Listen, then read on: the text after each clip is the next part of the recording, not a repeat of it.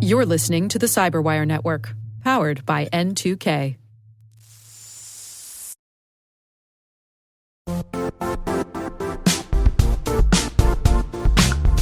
When it comes to ensuring your company has top-notch security practices, things can get complicated fast.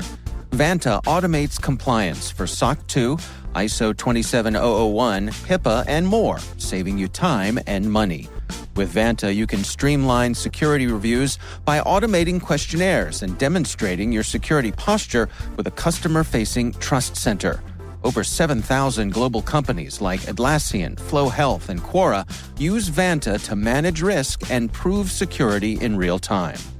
Our listeners can claim a special offer of $1,000 off Vanta at vanta.com/cyber.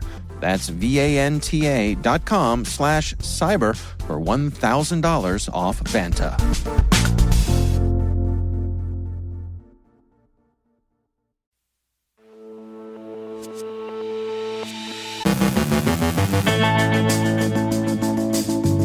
The Dems' 2024 party platform touches on cybersecurity goals.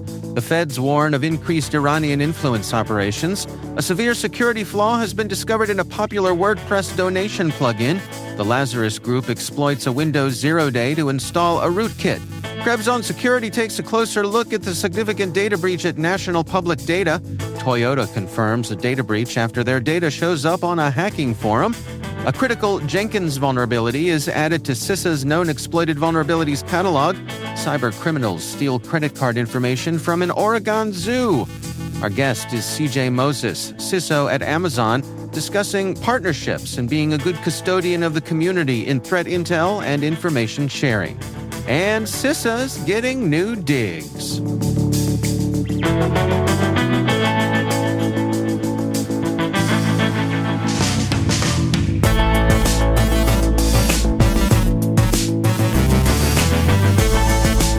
It's Tuesday, August 20th, 2024. I'm Dave Bittner, and this is your CyberWire Intel Briefing.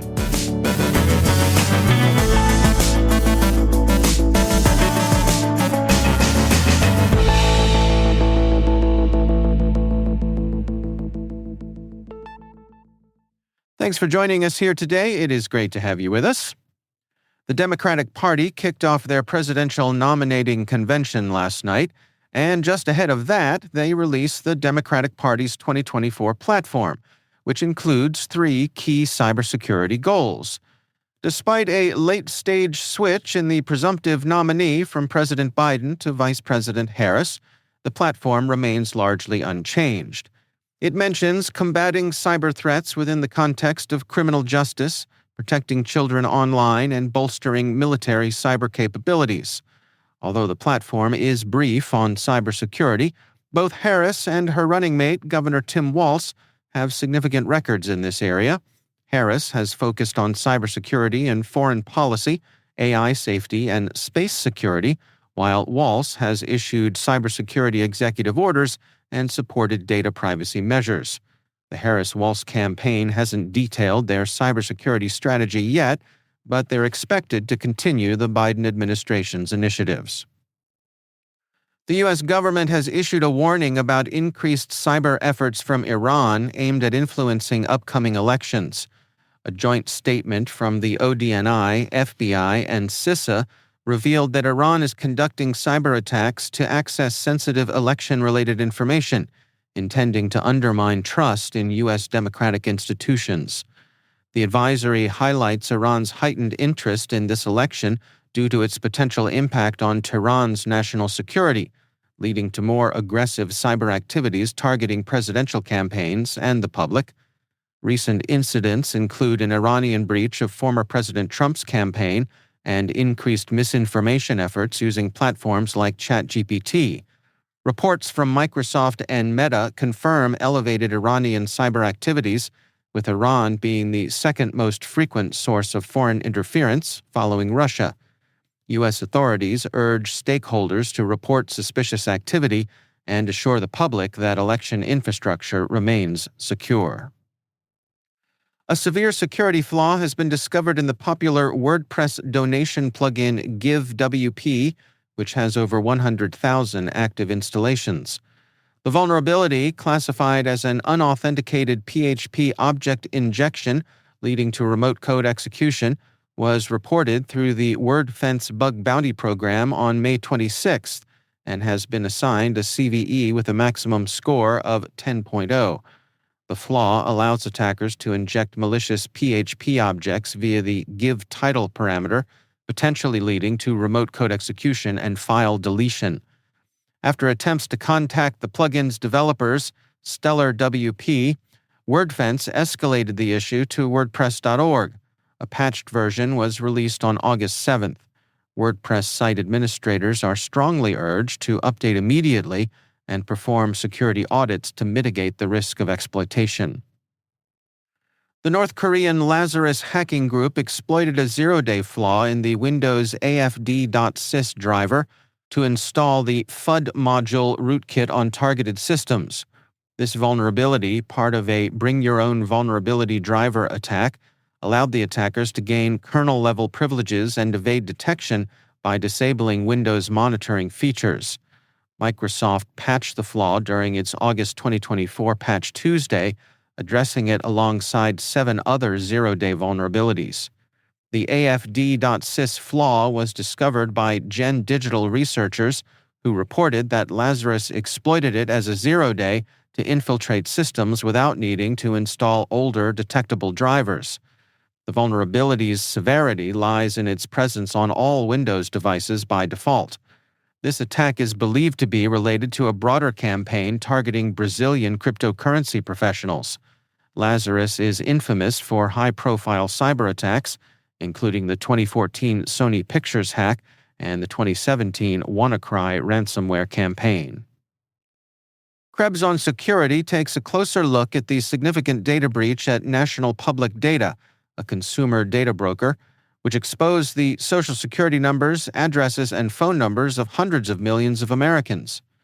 The breach, dating back to December of 2023, was first exploited by a cybercriminal named USDOD, who began selling the stolen data in April of 2024. By July, over 272 million records were leaked online. Further investigation revealed that a sister site, recordscheck.net, accidentally published usernames and passwords to its back-end database, exposing sensitive information. The breach involved the mishandling of credentials and outdated site versions, further compromising security. This incident underscores the importance of freezing credit files to protect against identity theft, as stolen data is now widely available to cybercriminals. Toyota confirmed a data breach after a threat actor 07 Group leaked 240 gigabytes of data on a hacking forum. The stolen data includes information on Toyota employees, customers, contracts, financial details, and network infrastructure, which the attackers reportedly accessed using the AD Recon tool. Toyota acknowledged the breach but stated it was limited in scope and not a system-wide issue. They're working with affected individuals but have not disclosed when the breach occurred or how it happened. The files were likely stolen on December 25th of 2022. This breach follows several other incidents involving Toyota, including a Medusa ransomware attack in 2022 and multiple data leaks due to cloud misconfigurations, prompting the company to implement automated monitoring systems. A critical vulnerability in the Jenkins CI/CD automation server has been added to CISA's known exploited vulnerabilities catalog due to its potential for remote code execution and theft of sensitive information.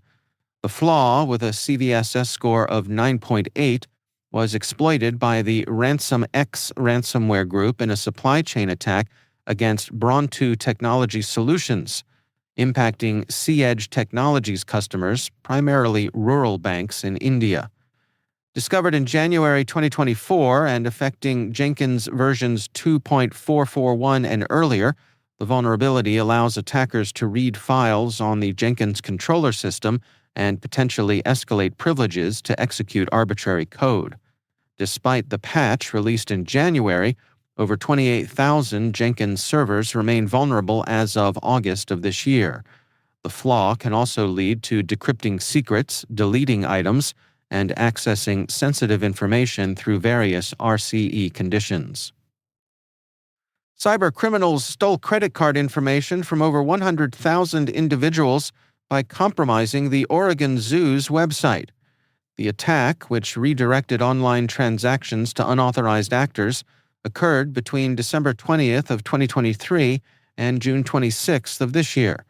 The breach was discovered in late June, leading the zoo to decommission its site and investigate.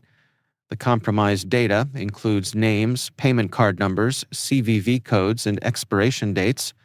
In total, nearly 118,000 people were affected, but no animals, and the zoo has notified federal law enforcement and offered credit monitoring services to victims. This incident is part of a broader trend in payment skimming attacks, where hackers embed malware on e-commerce sites to steal credit card information.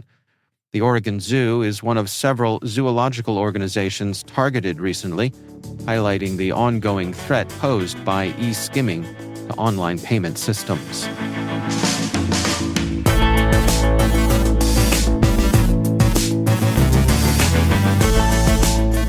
Coming up after the break, CJ Moses, CISO at Amazon, discusses partnerships and being a good custodian of the community. Stay with us.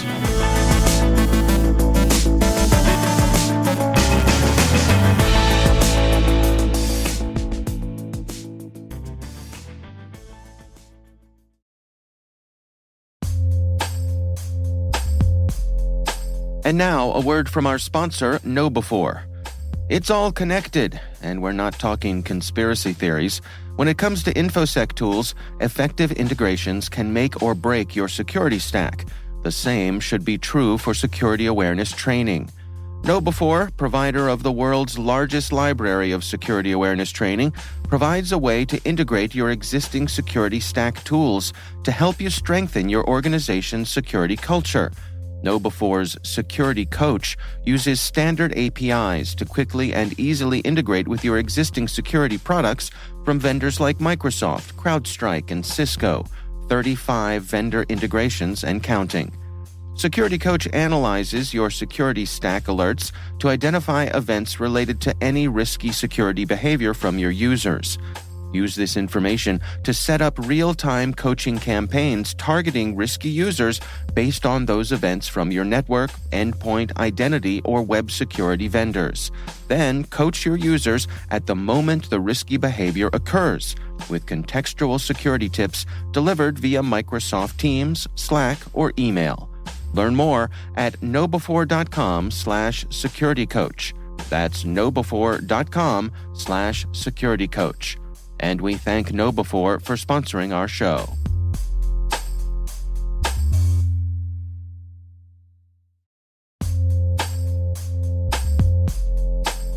Enterprises today are using hundreds of SaaS apps.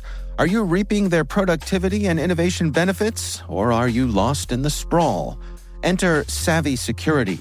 They help you surface every SaaS app, identity, and risk, so you can shine a light on shadow IT and risky identities.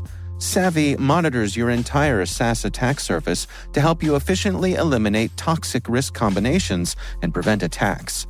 So go on, get savvy about SaaS and harness the productivity benefits. Fuel innovation while closing security gaps. Visit savvy.security to learn more.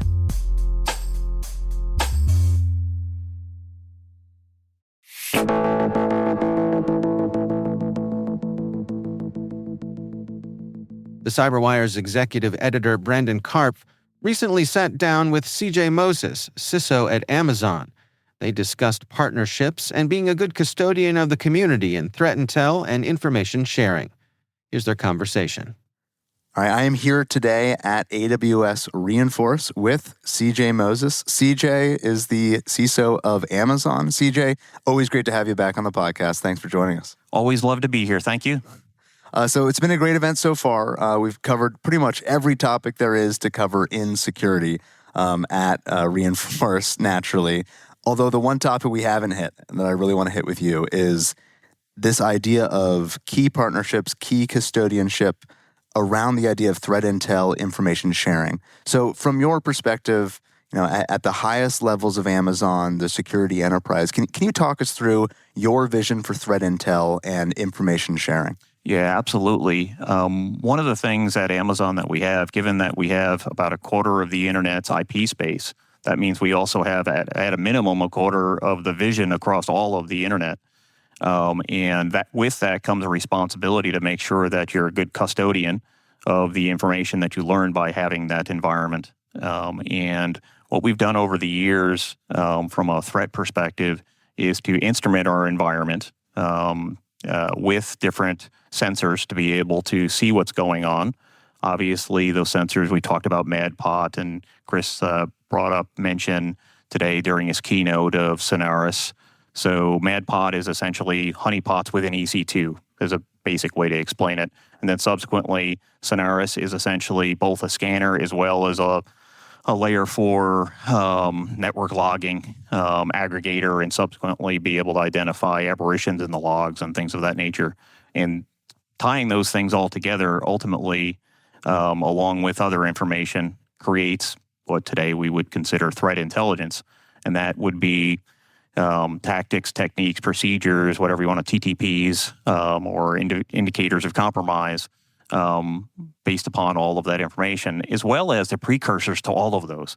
You start to see a lot of the, Sonaris and things like that are actually blocking billions. Well, billions in the case of S3, enumerations of S3 buckets, and 2.6 trillion attempts at looking for vulnerabilities on EC2 instances. So when you're talking about billions and trillions of things that are happening, this is not something that's done manually. This is definitely a mechanized means by which to aggregate the information, identify the aberrations beyond the things that we automatically defend against, and then subsequently use that information in order to be able to defend against that. And we do that in a very automated fashion for those that are customers of AWS, just given in Amazon as a whole in a lot of ways. Just given the mechanistic interactions between the sensor systems and subsequently to the S3s, the VPCs, all the parts of AWS, as well as the security services like Guard Duty and Inspector and things like that.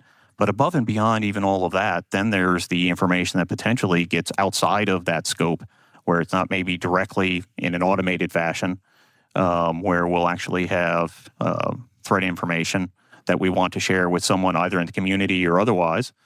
And a lot of that goes back to being able to either make notification to a customer, literally through a messaging type of thing, or take it even to a step further to non-customers outside of that. So there's a lot of different ways that we endeavor to do so, as well as providing general notifications to CISA and places like that of trends or things that we're seeing, or anything that's a big aberration that may be, something that we need to, as a community, jump on. Mm-hmm.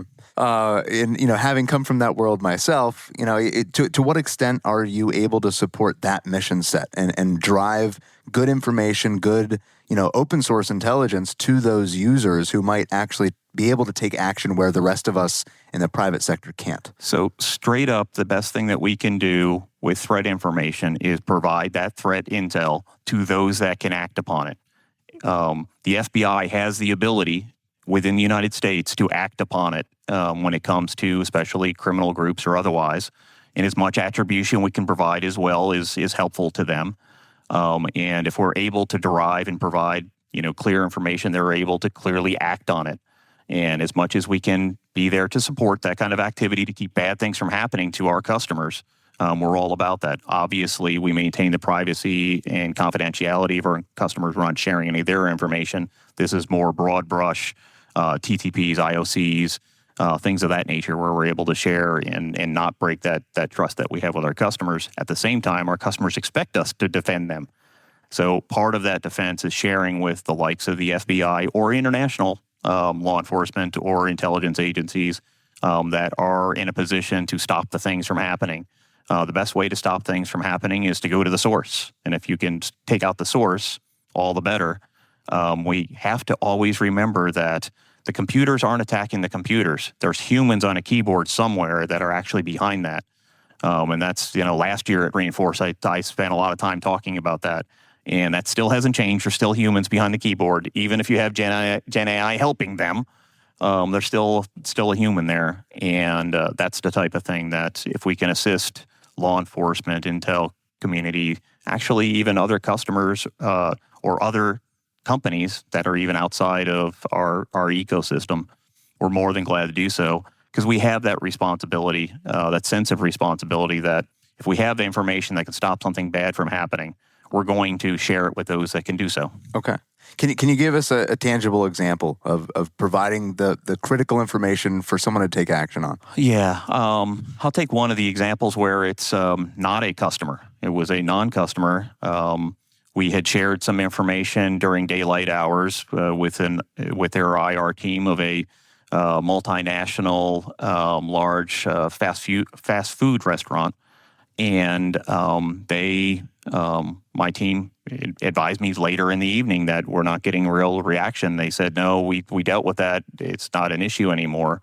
And we continued to see the activity because of those sensors that we have. We can see some of the backscatter on the internet from this particular attack that was going on. What was that type? What type of indicators are you seeing there? So we were actually seeing traffic that was emanating off of their networks onto ours that were indicators of compromise for a particular threat. They thought they had, that particular company thought they had gotten that threat out of their environment. They had done an incident response. They'd done all the things they thought they should do. But advanced persistent threats, or APTs, as they're now known, they weren't known as that 20 years ago when I was doing this for a living, early days, but are very persistent. And in their case, they were persisting. And so we weren't getting the right response out of that team. So, in good Amazonian fashion, I asked to escalate. I said, I will call and hunt down their CISO. And it took me till 2 a.m. in the morning, and finally was able to get to the CISO of that company through friends that knew them, such that there was a reason for them to get up at 2 a.m. So, Right. CJ is not one that's going to call you at 2. He doesn't want to be up at 2 a.m. himself. Yep, He's not going to call you at 2 a.m. Yeah. So we You have actually a race the next day or something like that. Yeah, exactly. We got to keep the race car going. Don't want to be tired in the car. That's bad. Yeah. Was able to wake him up, and we had a quick discussion. I was like, hey, I'm not waking you up to tell you something that you already know. You had an issue. You thought you fixed it. My data, real time, still continues to say that you have an issue. Your team is telling me you do not. I want you as the CISO, just as I would expect you to tell me that there's an issue. And I was like, I want to share with you live real-time logs. And I started this, hacking the keyboard and sending stuff over, screenshots of logging that we were having that was going on.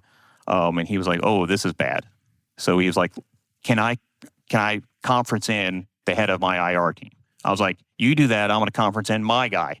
So our two people that were responsible for, my threat intel / IR team was actually, I brought one of the people in, and he brought his team in.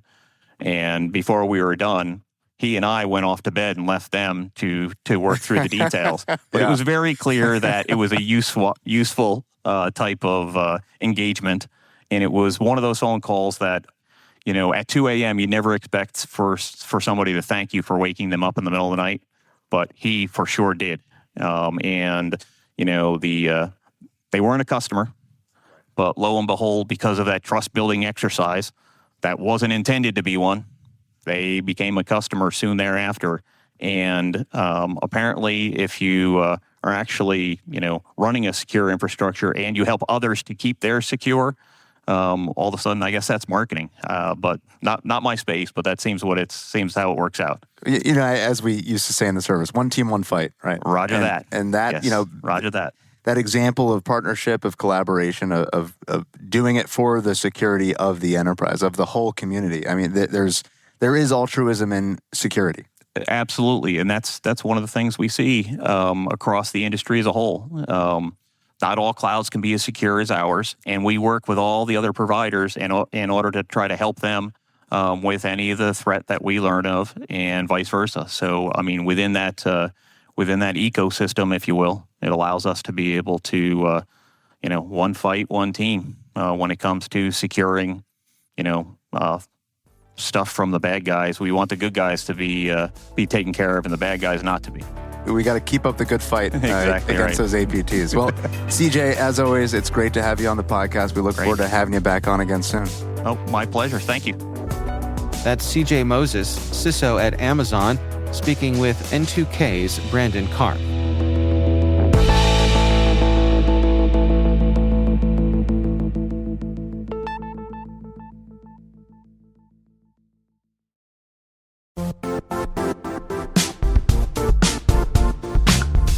The IT world used to be simpler. You only had to secure and manage environments that you controlled. Then came new technologies and new ways to work. Now, employees, apps, and networks are everywhere. This means poor visibility, security gaps, and added risk. That's why Cloudflare created the first-ever connectivity cloud. Visit cloudflare.com to protect your business everywhere you do business.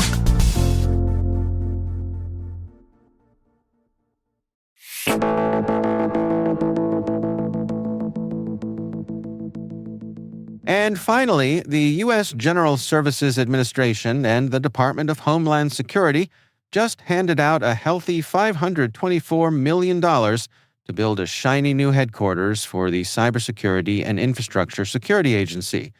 Nestled in Washington, D.C.'s St. Elizabeth's West Campus, this new CISA headquarters is set to be the crown jewel of cybersecurity with all the bells and whistles, including a $115 million boost from the Inflation Reduction Act to ensure it's eco-friendly.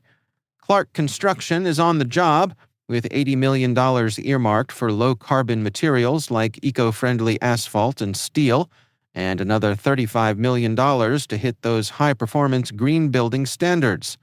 The result? A 630,000-square-foot energy-efficient cyber fortress that'll make other federal buildings green with envy.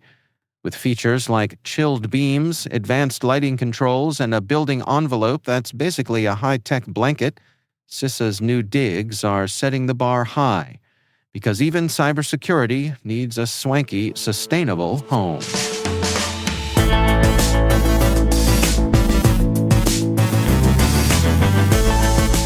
And that's the CyberWire. For links to all of today's stories, check out our daily briefing at thecyberwire.com. We'd love to know what you think of this podcast. Your feedback ensures we deliver the insights that keep you a step ahead in the rapidly changing world of cybersecurity. If you like our show, please share a rating and review in your podcast app. Please also fill out the survey in the show notes or send an email to cyberwire@n2k.com. We're privileged that N2K CyberWire is part of the daily routine of the most influential leaders and operators in the public and private sector, from the Fortune 500 to many of the world's preeminent intelligence and law enforcement agencies. N2K makes it easy for companies to optimize your biggest investment, your people. We make you smarter about your teams while making your teams smarter. Learn how at n2k.com. This episode was produced by Liz Stokes. Our mixer is Trey Hester, with original music and sound design by Elliot Peltzman. Our executive producer is Jennifer Iben. Our executive editor is Brandon Karp. Simone Petrella is our president. Peter Kilpie is our publisher. And I'm Dave Bittner. Thanks for listening. We'll see you back here tomorrow.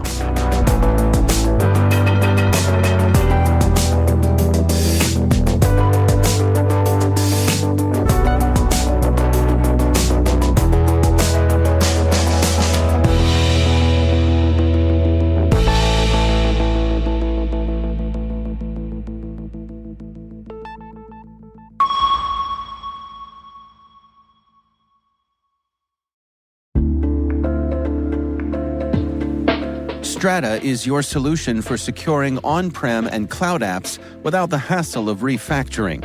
Modernize legacy systems with MFA or passwordless authentication and ensure continuous identity availability across multi-cloud environments. Say goodbye to tech debt and hello to seamless integration. Strata helps you reduce stress and gain control over your identity architecture, enhancing security and efficiency. Join industry leaders like 3M, Navy Federal, and Kroger who trust Strata for their identity needs. Visit strata.io/cyberwire to share your biggest identity challenge and receive a complimentary pair of AirPods Pro.